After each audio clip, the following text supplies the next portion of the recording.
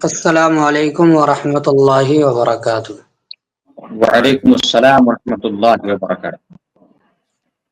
জি শেখ, আমার বাড়ি বিহার।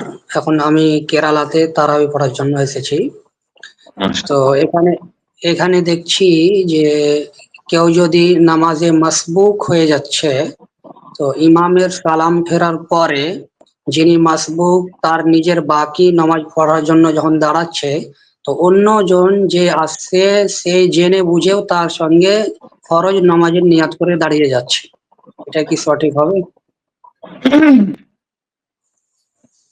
জি, কেউ যদি মাসবুক হয়ে যায় আর ইমামের সালাম ফেরার পরে সে নিজের নামাজকে পরিপূর্ণ বা পূর্ণ করার খাতিরে যদি দাঁড়িয়ে যায়, আর অন্য লোক যদি এসে তার সাথে দাঁড়িয়ে নামাজ আদায় করে, অর্থাৎ মাসবুক ব্যক্তিকে ইমাম তৈরি করে দেয় এবং সে যদি মামুম হয়ে যায়, তাহলে এইভাবে সালাত আদায় করা তে কোনো আপত্তি নেই।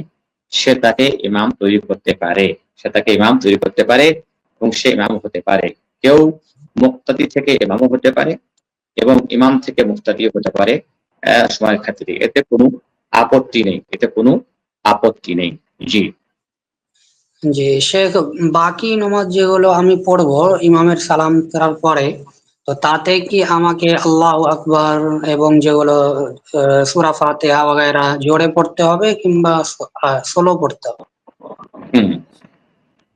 প্রথম কথা হলো যে যদি আপনি সেহরি নামাজ কাজা করেন, তাহলে সেহরি নামাজ যেভাবে পড়ে সেভাবে কাজা করবেন। আল কাদা ইয়াহকিল আদা, একটা কথা আছে শরীয়তে ফিকহে, যে কাজা আপনাকে সেভাবে করতে হবে যেভাবে আপনি আসল নামাজটা আদায় করেন।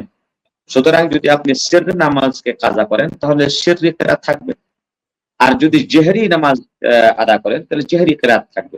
তবে যদি কেউ জেহরি নামাজকে সিররি ভাবে আদায় করে পরে পূরণ করে, তাহলে তার নামাজ হবে কি হবে না?